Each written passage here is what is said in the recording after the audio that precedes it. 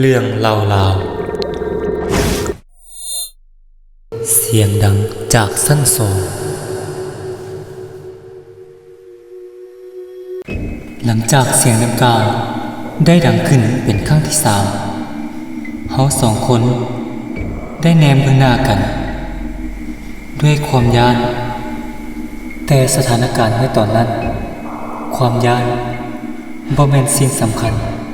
เพราะสิ่งสำคัญที่สุดก็คือเฮามาอยู่นี่เพื่อหยังเพื่อป้องกันสิ่งที่บ่คาดคิดที่จะเกิดขึ้นดังนั้นเฮาสองคนจึงพากันเกียมตัวเกียมใจเพื่อขึ้นไปชั้นสองโดยที่ข้าพเจ้า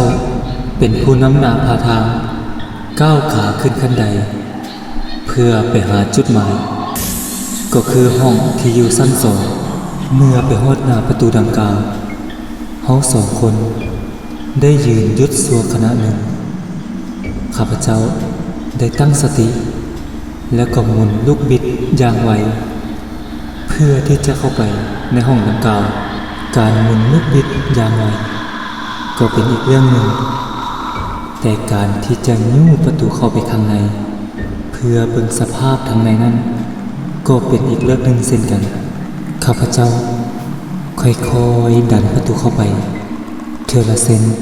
2 เซน3 เซนโดยที่ทั้งหลังมีหลานชายที่กำลังคอยยืนซัพพอร์ตอยู่ในที่สุดภาพของห้องดังกล่าวก็ค่อยๆชัดเจนขึ้นด้วยสภาพห้องที่สุดโทรมเฮ็ดให้คนหนาวข้าพเจ้าลุกสูบขึ้นมาความวังเวงบวกกับความมืดเฮ็ดให้ขาของข้าพเจ้าได้แข็งคือกันกับว่ามีหยังมามัดไว้โดยที่บ่สามารถที่จะก้าวเข้าไปข้างในได้หัวใจของข้าพเจ้าจากที่เคยเต้นปกติตอนนี้กลับกลายเป็นเต้นแห้งขึ้นแห้งขึ้นและแห้งขึ้นตามลำดับจนเฮ็ดให้ความกล้าหาญที่มีอยู่จาก 1,000% เหลือเพียง 10% ในขณะนั้นและในขณะนั้นเองข้าพเจ้าได้สังเกตเห็นคล้ายๆกับเงาดำๆที่กำลังเคลื่อนเข้ามาหาดังนั้นข้าพเจ้าได้ก้าวขากลับคืนมา2 ก้าวแล้วหันมาแนมเบื้องหน้าหลานของตนเองโดยสายตาที่เสื่อเห็นว่าบ่อยากเข้าไปยุ่งเกี่ยวกับห้องนั้นแล้วในช่วงเวลานั้นบ่ว่าจะเอาหลักการทางวิทยาศาสตร์ใดๆมาอ้างอิงก็บ่สามารถ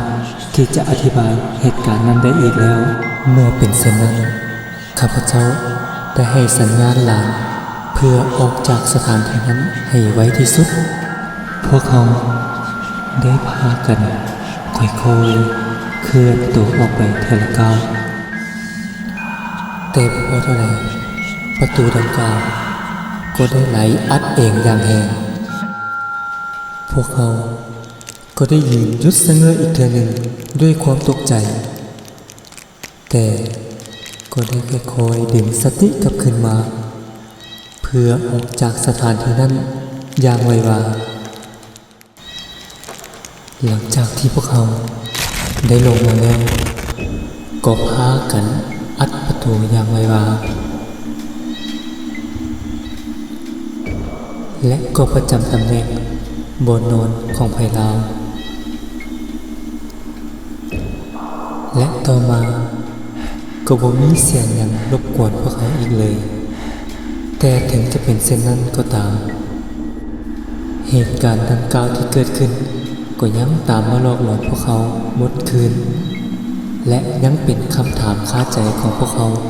จนมาถึงทุกวันนี้ท่านผู้ชมที่เคารพเหตุการณ์ที่เกิดขึ้นในคืนนั้นเป็นเพียงแต่ส่วนหนึ่งเท่านั้นที่เฮ็ดให้บ้านดังกล่าว ขึ้นชื่อว่า